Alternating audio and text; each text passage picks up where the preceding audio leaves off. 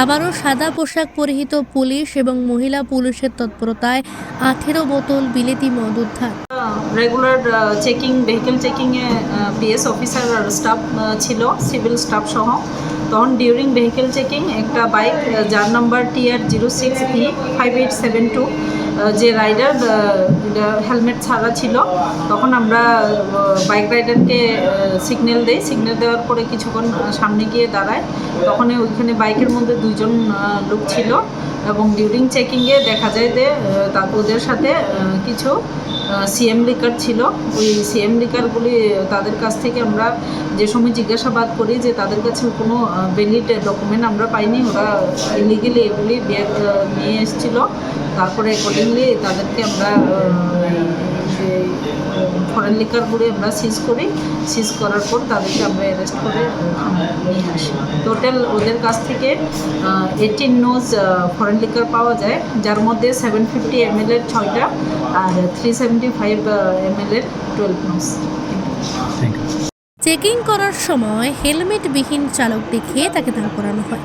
তখন সাদা পোশাকের পুলিশ এবং মহিলা পুলিশ যৌথভাবে বাইকের কাগজপত্র চেক করার সময় দেখতে পায় বাইকের একটি ব্যাগের মধ্যে 18টি বিলেতি মদ রয়েছে। ওই বিলেতি মদের বৈধ কোনো কাগজ দেখাতে পারেনি ওই বাইক চালক। পরবর্তী পুলিশ অবৈধ বিলেতি মদ সহ ব্যক্তিকে আটক করে থানায় নিয়ে আসে। পুলিশ জানিয়েছেন নির্দিষ্ট ধারাযুক্ত একটি মামলা গ্রহণ করেছেন। আপনি কি জটিল কিছু সমস্যায় ভুগছেন? সমাধান পেতে চান? যোগাযোগ করুন প্রখ্যাত জ্যোতিষ ও তান্ত্রিক মনসারাম ভট্টাচার্যের কন্যা মনসা কন্যার সাথে।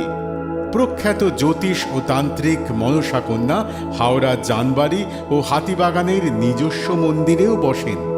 যোগাযোগ 9830106967 আর 9239655323।